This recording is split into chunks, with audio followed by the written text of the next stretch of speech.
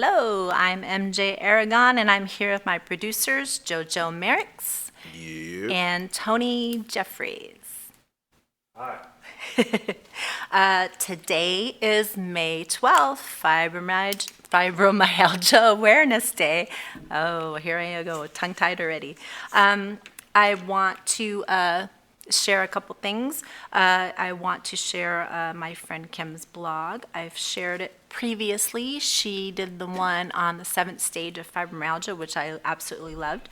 And talk a little bit about, I had a CT scan done today because I have headaches pretty much every day. They don't seem to go away now, and my migraines have gotten really severe. As you all know, I tried the Daith piercing, and that hasn't worked for me, unfortunately. I hoped that it would. I mean, $40 to get the migraines to go away, that would have been aces, but unfortunately it didn't work for me. However, my girlfriend Diane, she says that it has helped her, so that's fantastic. I'm glad it's helped somebody. And her and I got a little cute little piercing together, not today.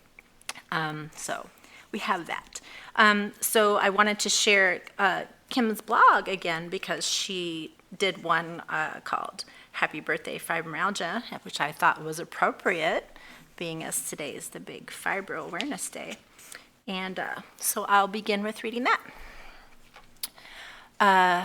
On October 1st, 2015, fibromyalgia finally was entered into the International Classification of Diseases Classification Manual, ICD-10-CM. I'm not sure what that's for. I guess that's how you find it in the manual. Anyway, used by physicians around the world and given its own diagnostic code.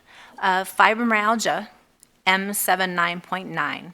So in actuality, fibromyalgia became a legitimately recognized disease in October of 2015. Fibromyalgia is not even 2 years old, yet Fibromyalgia Awareness is National Awareness Day, May 12th, and a colored ribbon, purple, that shares with a few other chronic illnesses like lupus, for example. Fibromyalgia seems to be trending as of late. It seems someone knows someone who has it. There are TV commercials for fibromyalgia pain medications. There are advertisements for supplements and essential oils promising to reduce symptoms. Many new therapy programs are forming and claim to not only treat fibromyalgia, but cure it. People are beginning to come forward stating they have fibromyalgia. What are the pros and cons of this? The pros being awareness and the cons being incorrect information. Fibromyalgia is real and has been around for many, many years. It is believed that Florence Nightingale herself had fibromyalgia. Although controversial at first, she was bedridden with fibromyalgia in 1986. The catalyst was said to be an infection she had years earlier.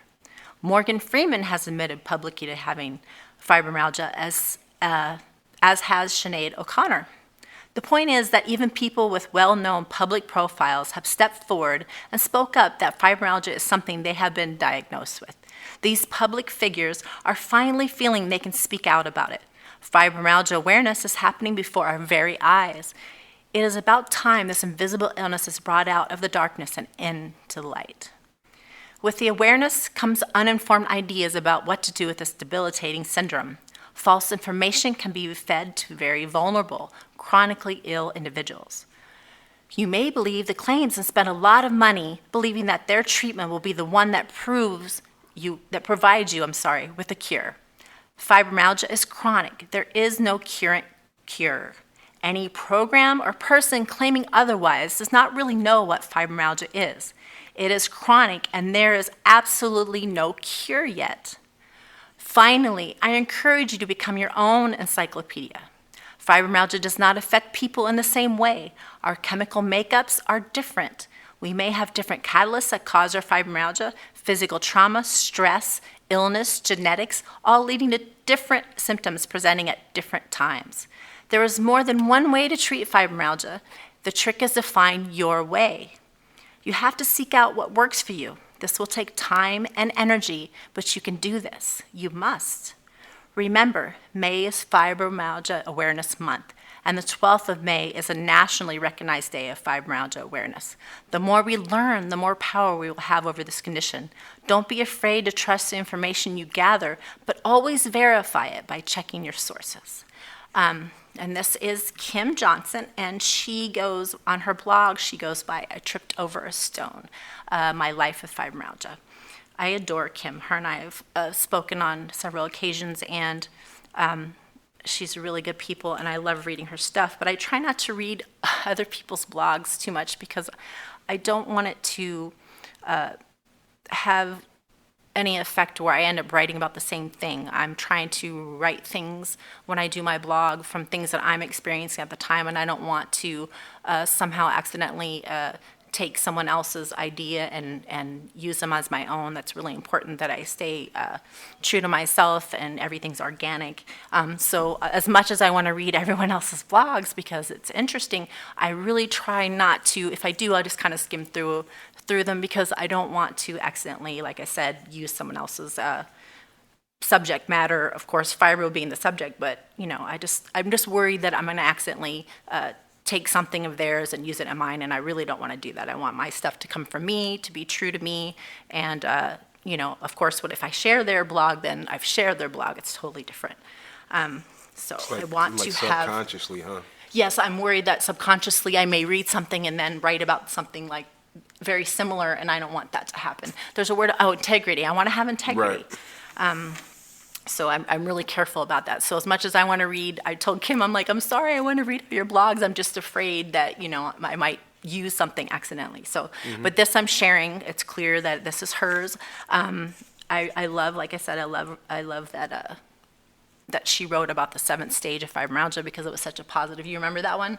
She's talking about all the six stages and how terrible it is, and then 7th is like you realizing Acceptance. that you have you've accepted it, but you have a purpose now. You've found a right. way You to found a move way to- on with right. it. Yeah, and I love that so much. So yes, I appreciate Kim Johnson so much, and she comments quite often and lets me know that what she thinks about the blogs she reads. She reads them. I wouldn't say reads all of them, but I know she's read quite a few. And I've had people reach out to me and say, "I've read all your blogs," and I'm like, I think that's fantastic that people take the time. It's amazing, actually. So I haven't been feeling 100%. I've actually dealing with a little bit of depression, and so I had to kind of take a break from Facebook a little bit the last couple days, and I intend, of course, to respond to everybody. I liked them or put the little thankful flower that's now on Facebook and all of them to let them know I did read it. I will respond. I haven't had the fortitude and the mindfulness to sit down and write something because I'm not 100%. I'm dealing with the depression, but I think a lot of brain fog and a little bit of stress is added in there. So as soon as I have a clear moment, hopefully later today, because I am feeling a bit better, then I can respond to everybody. But I want to say publicly and now, thank you so much, all of you. Beautiful messages. Some people commented on the post I posted, letting people know that I wouldn't be really available for a couple days. And people that sent me messages privately and sent me text messages, really wonderful, sweet words. And I got to tell you, when you're feeling kind of down and out and you get these messages, it really does lift you up. So thank you all so much. And motivates you, right, Yes. to keep going. It really does. I mean, I know myself, and I know that in the back of my head, I'm telling myself that you're getting past this. It's going to go away. You're just feeling like this now. But in the moment, you just feel so overwhelmed by it. Right. You just you're not able to function like you normally would. So I kind of just had to just let myself be and get past a couple days and know that this is not going to be forever. This is just something that I'm dealing with now, and it'll go away. Right. So, and so today, like I mentioned earlier, I've been dealing with the headaches and migraines. Now, I've had this probably 20 years, but I've noticed that as the years have gone on, it's gotten worse. And I'm pretty sure it has a lot to do with my neck. My neck, 5 years ago, they said I look like a 65-year-old, so I'm going to gauge probably more like a 75-year-old at this point. I actually... Unless you're pulling a Benjamin Button. So now it could be like a Yeah, 55-year-old. that would be That'd nice. be great. Until you get to We like can only until you get to like a 5-year-old, and then it's like it's like, oh no. I'm MJ, and this is... I wish. I compared my X-ray to a healthy X-ray of someone's neck, and the difference is, wow, my neck is a disaster. Recently or before? I had an X-ray. This is a CT scan, which is a little bit more in depth than X-ray. It's kind of in between what you would get from an MRI and what you can get from X-ray. So in the X-ray, you could see how much degeneration has occurred in my neck. My neck is no longer has that curve that we're all supposed to have. My neck is almost completely straight, and we're supposed to have a little bit of a curve. I think that's why they call it the C-spine. I don't have a C, I have an I-spine. So, so that coupled with just, you can see the bones are just, it's almost like they're melting away. They're no longer smooth. The edges aren't smooth. They're all very, kind of like you know how you get barnacles on something? It kind of reminds me of that. They look very crusty and crooked and very misshapen. When I was looking at the healthy neck and looking at my neck, and I'm like, oh my God, this looks so bad. So I'm smiling and I'm laughing at this because I have to, because it makes sense as to why I have headaches constantly. Right. So I looked over my scans right now before you guys got here, and I was just looking through to see, it's a little bit more difficult to see because it's slicing areas, so I can't see it as a whole, but you can see that nothing is equal. Like the bones on one side is not equal like with the other, like it should be. Everything is so misshapen. It's insane. I don't seem to have any lesions or anything in my brain, so that's a good thing. That's good. Right. So I think it is mostly my neck. It's all related to my neck, and just probably pinching on a bunch of nerves because my discs are being smashed. There's everything's getting impinged, and so I think that's a big reason why I'm having these headaches. And then probably the migraines have gotten more intense, where I've had to go to urgent care and ERs more frequently than I used to, because I would pretty much just push myself through it and just deal with it, but it got to a point where it would last so many days and it would get so intense that I've had no choice but to go. And I don't like going to the doctor. Right. I just don't. I really am very stubborn. I will not go at the first sign, like some people probably do. I won't do it. I will wait, hoping that it will go away, because sometimes it does. I have this neck brace that my neurosurgeon gave me a few years ago, and sometimes when I put that on, it keeps my neck straight and keeps me stable, and sometimes that helps. It helps Right. take away some of the impingement that might be causing the headache or the migraine. And so I put that on and I try to relax, and sometimes that helps. And the last time I went to ER, I had that on. I put that on in hopes that I would make it go away or at least lessen, but it didn't work that time, so I had to go to the ER. So in the ER with a neck brace on, Right. which was unusual for them to see, I'm sure. So yeah, I went and had the CT scan. The lady was a sweetheart. I wish I could remember her name. But I went to California Imaging, and they got me in fairly quickly. It was pretty quiet today. And she laid me down, and I had to have the iodine. So I'm supposed to drink 8 cups of water, 8-ounce cups of water. So basically four of these by the same time tomorrow. Right. Because to help rinse out all the iodine. The iodine. But yeah, they ask you all these questions. They ask you over and over again, so it must be super important. Well, I'm sure it is, because you're being x-rayed, and this is much more intense than a regular x-ray. You get a lot more, I can't think of the word I'm trying to use, but... I know what you're thinking But, of. so they put those slabs over you to protect you from the x-ray or whatever. But they ask you many, many times in the paperwork, are you pregnant? Can you be pregnant? Are you breastfeeding? I'm like, I think I'm good. Way past that. But yeah, so, it's a serious thing that you get done, so they want to make sure that you're not with child. So yeah, it was a very smooth. I lay down the bed, not the bed, but the slab or whatever, and she had me put my neck in there and get all comfortable, and she talked to me softly, and she put the IV. I barely felt a thing. She did it so smoothly, which is wonderful. Radiation. Radiation, yes, That's the the word, radiation. right. Thank you. Yeah, I was still sitting there trying to figure the word out. Thank you. 'Cause Yeah, I definitely. was so far gone from my mind, I couldn't think of it. Right. But yeah, so she did everything, and her talking to me and talking everything through, you wouldn't think that would be a big deal, but sometimes, because I suffer from anxiety so badly sometimes, that her talking to me in that way and telling you everything that's going to happen, I'm going to do this, I'm going to do that, almost like you're talking to a child, is how she's explaining everything, which I was totally cool with, because she was talking to me, no matter what she was saying really, but because she was talking to me, kept me calm. Calm and made you comfortable. And so, she's like, oh, I'm going to do this, and I'm going to put the iodine. And she put the iodine, she's like, you're going to feel warmth, you're going to feel flushed, and this and that. It's going to feel like you have to pee. And as soon as she said that, you feel that warmth. Automatically had to pee. Yeah, no, Right. I didn't feel like I had to pee, but I could feel the warmth down there. I was like, oh my God. I don't recall that before, because I've had the iodine. I've had to do that before, the contracts. And so I was like, oh, I don't remember this. So it was just funny. As soon as she said it, like everything that she was saying was going to happen was happening. Like she'd say it and then it happened. I was like, oh, wow, that was interesting. You get really warm down there. I was like, what is going on? So she goes, yeah, it'll go away. So it did in like 30 seconds or so. Right. But she was just so calm, and I thanked her after. I'm like, thank you so much. Like you're very soothing. You kept me calm, because even when she walked away and she went in there and she did the scans, I could feel the anxiety like there. You know what I mean? It wasn't bad, but it was there, and I was thankful that I I wasn't having an MRI, because you're not supposed to swallow. And as soon as when you're in the machine, because when you swallow, you're moving, and you don't. Oh, right, yeah. So you're not supposed to swallow.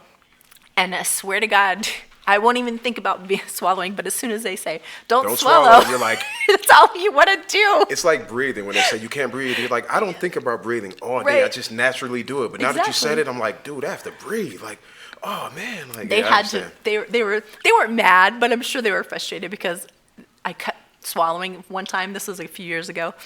And I'm like, I'm so sorry. Like, we have to redo that one again. Right. Because I couldn't stop swallowing. It was constant.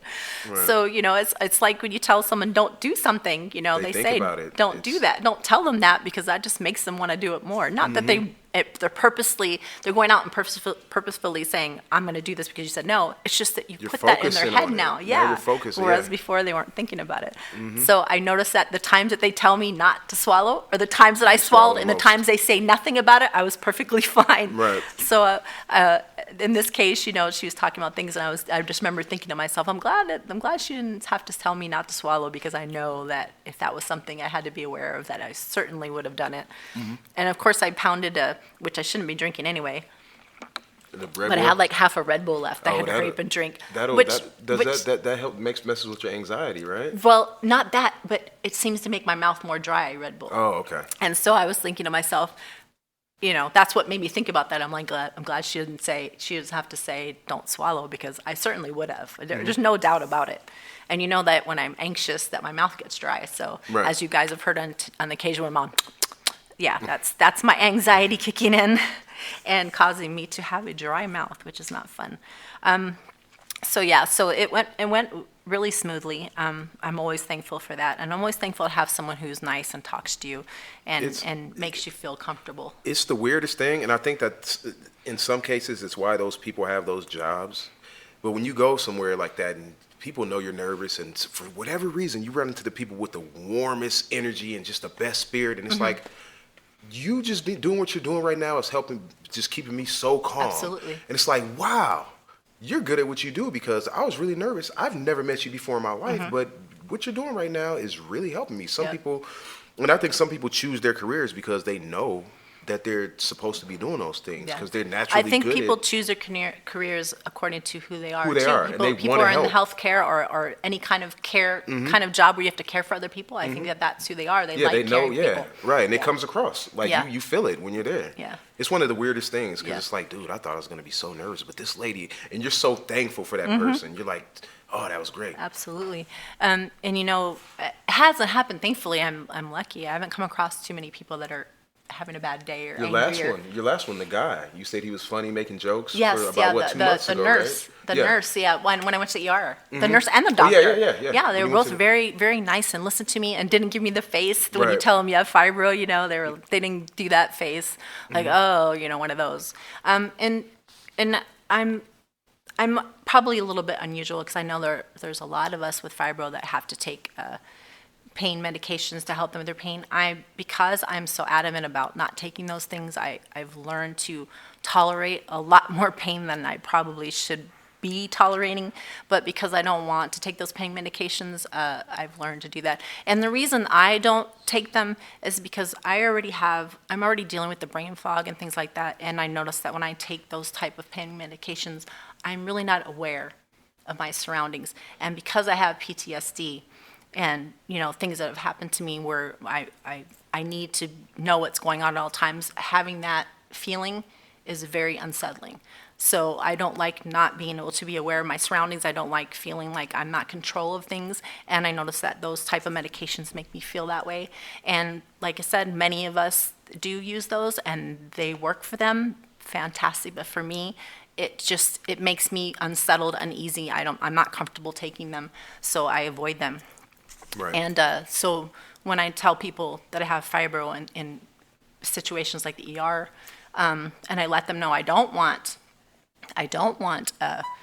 opiates and such. I think that kind of puts them at ease as well because I know that they're coming in there to seek drugs. Right. And that's the hard thing for us because a lot of us aren't in there to seek drugs. We're in there because we're legitimately in pain and we really need these to feel better. And so you have to deal with that fact that they have to weed out the people that are there for one reason and not really legitimately there for pain. And so I can understand both sides. I can understand our side, of course, we're in pain. We want something to help us with the pain. And then their side, they have to realize, is this person really in pain? Because fibromyalgia, it's invisible. They can't prove that we are feeling the pain that you know what I mean? That's the difficult thing. This is just such a merry-go-round. It's like, okay, I'm in pain, but I can't show you that I'm in pain. You just have to trust me that I'm telling you I'm in this pain. And so, it's one of those things you have to connect with your provider and let them know, look, you have to really be as open as possible and say, hey, this is how I look at things. Luckily for me, I don't want those things, but if I was in a lot of pain, like taking Adderall, I have had to deal with that because Adderall is this very controlled substance. But without the Adderall, I probably wouldn't have been able to get the show together in my head that way I did that day when I contacted you guys. I wouldn't have been able to do that because I can't keep my thoughts together. Like I have all these wonderful ideas, but I couldn't put them together. They were just scattered all over the place. It helps you focus, right? Yes, it helps me focus. I can read now again where I would read a book and I have to keep going back because I would forget what I was just read. And that's not fun. That makes reading very stressful because I'm reading this and I have to keep going back and reading it again. And so Adderall has helped me a lot. Quick question Yes. while you're talking about that. You are a creative person. Do you think it affects different people? So say you weren't somebody who wasn't as creative, because creative people tend to have kind of that scatterbrain. They're kind of dealing with that anyway. Right. Do you think it's different for somebody who's not as creative? They won't have as much of the scatterbrain. Well, I think even someone who's analytical, I think is the right word, I think that would affect them as well, because if they're trying to put together formulas in their head, I think that would be just as frustrating if they have all these ideas and they're trying to write it down, not being able to keep it all together. I imagine that would be the same thing. They're creative in a different way. In a different way. That's what I was thinking about. So yeah, I think it would be the same concept. It would affect them the same way. Right. It'd help them keep their mind focused. The Adderall. Yeah. Right. Yeah. Yeah.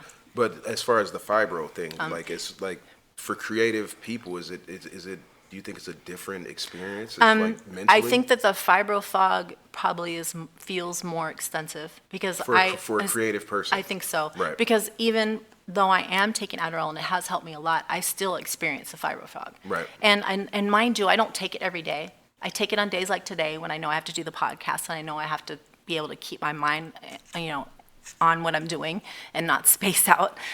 So I take it on days when I know I have something to do. If I'm just staying at home and I don't have anything to do, I don't have to write a blog or do a vlog or do a podcast. Or if I don't have anything I actually have to do, I will not take it. I don't have to take it. I don't need to take it. In fact, sometimes because I don't feel the effects of it, sometimes I'll take it. Like today, I think I took it, but I remember telling myself, okay, I'm going to take this and take that. This is how bad my fibro fog would be. Okay, I took my Savella, and I remember telling myself to take the Adderall. but I can't remember if I actually took the Adderall. And because I don't feel the effects of it, I can't tell if I've taken it. So of course I'm not going to take it again, so I just won't take it. So I'd rather not take it than take it again and take too much. So today I went through that. I had that conundrum. I'm like, because when I know I have to go out and drive, for example, I want to take that because I want to be able to pay attention to the road because I don't want to cause any accidents or hurt anybody else. So it's really important that if I'm going to drive, that I make sure that I'm all together. Otherwise, Bill, you got to drive me. You know, if I'm having a bad day, I have to ask him to drive. I won't do it if I don't feel like I can be safe and I have my faculties. Then I will definitely ask Bill, hey babe, I need you to drive. I don't play around with that. It's other people's lives, not just mine, that are at stake. So yeah, I'm very careful. So yeah, so today I was like, did I? I did. I figured out as the time when I realized I was pretty level-headed today. I'm like, yeah, I must have remembered to take it, because when I don't, and I'm trying to do things, I can feel that my mind is all over the place. I can't feel it physically, like I don't feel like I have energy or less energy, or it doesn't affect me that way, but my mind definitely is more clear. And so having the Adderall, even though I'm feeling pretty clear right now, I do have the brain fog, like trying to think of radiation. Right. You know, that's still going to occur. This is not a save you, fix all kind of thing, but it does help me. That doesn't mean it's going to help you. Once again, like anything, the daith piercing and the fibro cream I tried, you know, for some people it's going to work. Some people it's not. We're all different. We all have different makeups.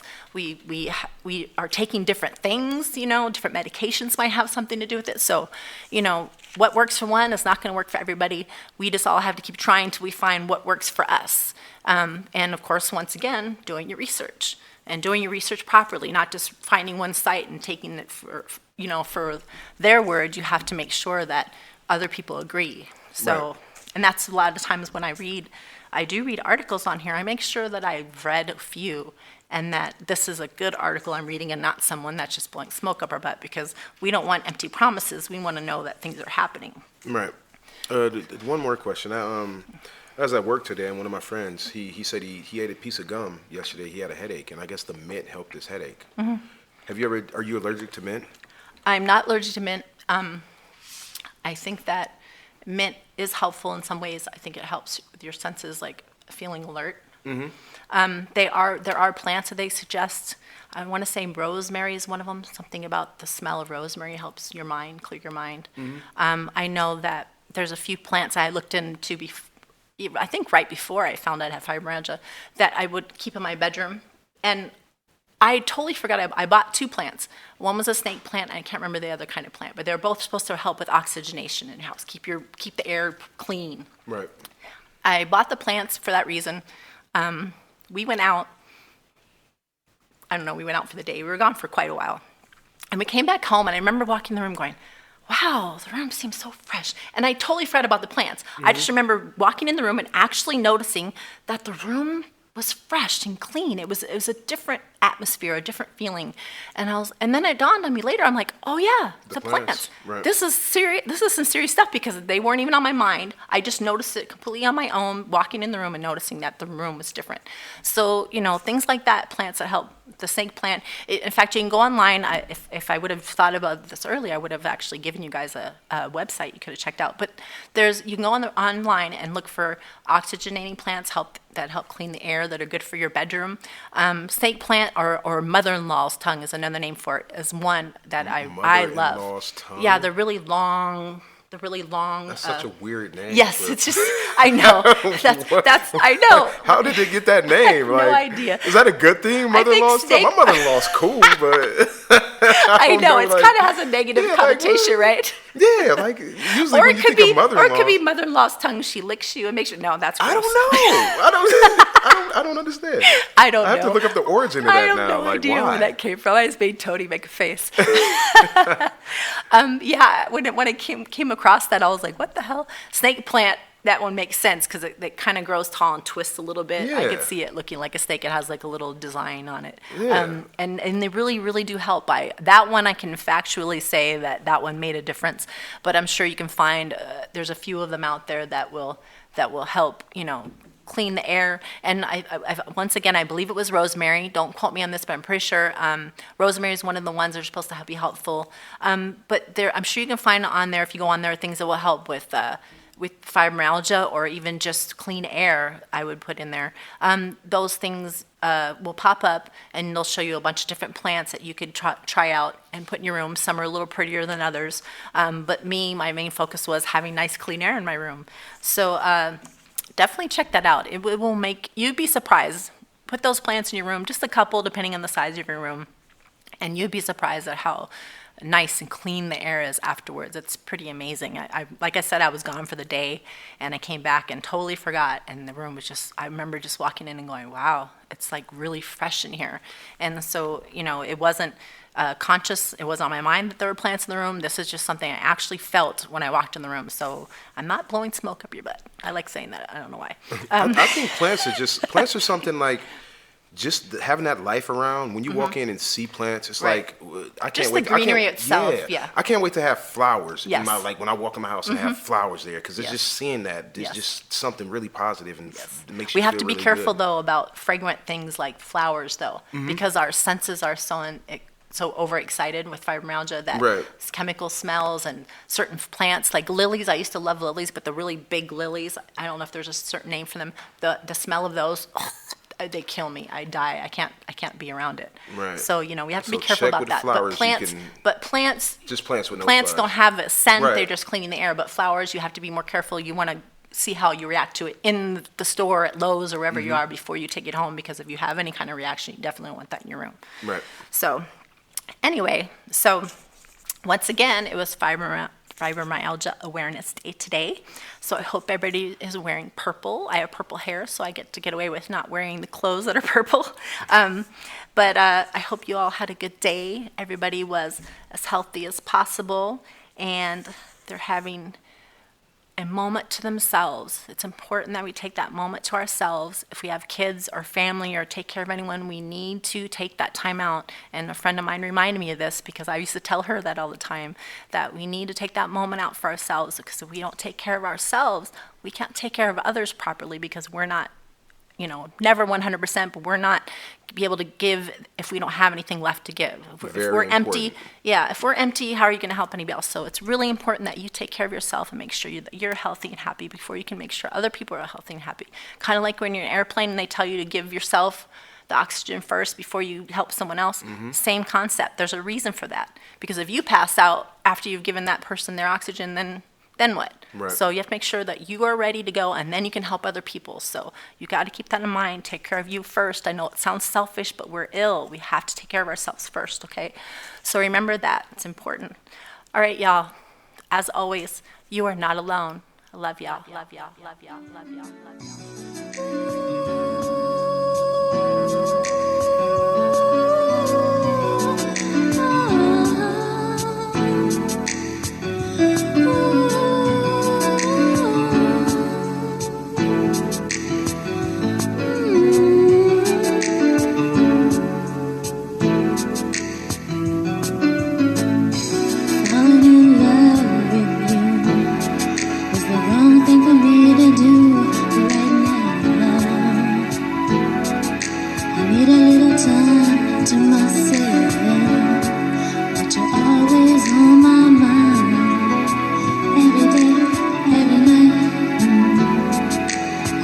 You by my side. What am I to do? I'm so confused. When I look in your eyes, I can tell you love, but it just ain't enough. It was the best thing ever, and I just can't. I will never forget waking up and being able to see, able to see, because you had to put these things on you had to walk around with these dark glasses all day the first day. Those very and then, strange. They're like the blue blockers. Yes. And they like 70-year-old people walk around with Yes. these blue blockers. Yeah, I know what you're talking Yes. about. Like when you get It's the when eye you go- thing, they yes, give yes, it I to was you gonna too when say, they do the drops. yeah, So when they do your the pupils dilate. So yeah, so everything's so bright, so they wear the really just like that exactly. Right.